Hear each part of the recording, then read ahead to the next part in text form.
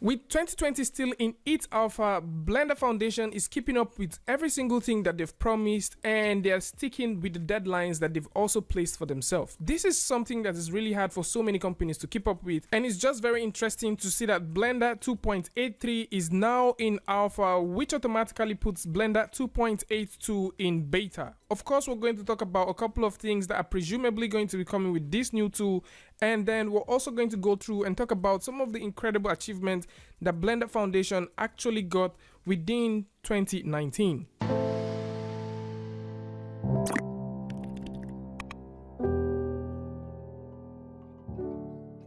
Hey, what's up guys, and welcome back to askNK. So Blender Foundation has just gone ahead to release an alpha version of the Blender 2.83, which I guess is going to come with a couple of features. Also, there are a couple of cool features that we're looking out for, which I think might just end up in 2.83 that may not make their way to 2.82. And before we get right into it, Blender has actually gone through a whole lot of things. I think 2019 was a successful year for Blender Foundation. Actually looking at a couple of milestones and achievements that was done in 2019, it's very okay to say that Blender has come a long way, and 2019 was surely a successful one. So in 2019, we did see a couple of things like the Eevee updates. There was also the Spring Open movie, which was out. Incredible movie, I must say. And the cool thing with Blender is all of these assets are available. There was a home stretch workshop, and you know, the social media for Blender actually blew. And for 2019, it was ranked as the most talked about software, following with the whole update. And when Epic came into the picture, it became a whole different story. Blender received the mega grant from Epic Games, which was making the second time Blender was getting a grant from Epic Games. And this was by far one of the largest, as Blender actually bagged $1.2 million Epic grant. And this is really interesting because this, on the other hand, helped fund, or should I say helped sponsored a lot of development for the Blender Foundation. As you can see down here, you could also go through and read up these things. Link to this is going to be in the description, and you can also see how the first and the second half of 2019 was spent with the money and, you know, with the whole development. And I guess this would be a very interesting read for you. And in 2019, we also saw a couple of supports coming from Ubisoft, Tangent Lab, Nvidia, AMD, and Adidas. Actually, there's a whole lot more, so link to that is also going to be in the description. At the same time, we did see the whole SIGGRAPH thing, which was very impressive. The whole talk for SIGGRAPH was really cool. And we also saw the launch of Blender 2.8, which I guess is revolutionary. I mean, from the whole UI thing to the way Blender behaves to the whole Eevee thing coming out to become a final tool. We also saw the principal shader make its way to Blender, and November was there. There was just a whole lot of achievements for Blender last year. And at the same time, we did see that with Blender 2.82 coming out, there was a truckload of features that we've always craved for. Looking at 2.83 today, I can only say that Blender is going to simply get better than it is, and I can rarely see a huge difference as it stands right now. But if you simply go through the notes and through the to-do list of things that are supposed to be done, I think we can get an idea of things that will be coming over to Blender. So first and foremost, we can take a look at the table that we have here, and we can see the improvements, the time of new features are supposed to be released, the bug fixing. Of course, these dates are not that, you know, stable, because things could change based on production and developers' choice as well. And for now, we are seeing that the release date for 2.83 kind of should be within May. At the same time, we can also see that there is an activity log that has been made, and by just simply going to the activity log, you can see that we have the version circle that is available here, and you can see Blender version 2.83 down there. And for some reason, I kind of feel like some of these screenshots, which we're privileged to see right now, may make their way to Blender 2.83. And by going through the manifest, we can see that we have a create object tools to-do list, and it has to do with some of these things. So I guess these are things that might probably make it to the UI and how you can create stuff. And I did open them here, so I guess we might be having a bar that has to do with something like this.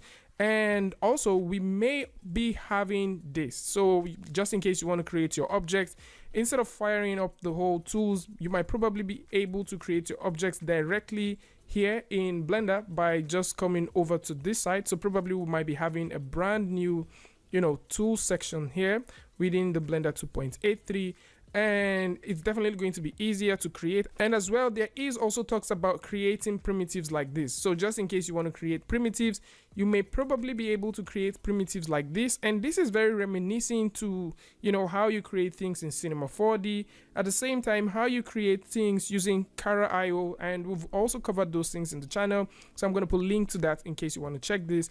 And by just simply going down through the manifest, you can see that there is a full description about how these things are to be created and what you should actually know about this. And I'm very, very okay with the fact that, you know, the guys from Blender Foundation kind of takes their time, you know, think about these things and put them out there for everyone to see, so you can also get an idea of how the whole process is. And that's open source, and I really, really love the idea. Right now, by the 13th of January, there is an upcoming meeting which has to do with the whole chit chat of what this tool is going to look like at the end of the day. And if you want to get links to all of these, I'm going to put them in the description so you can follow up with the dates and all of the meetings, and you can also see a review or get a full memo of how all of these meetings are going.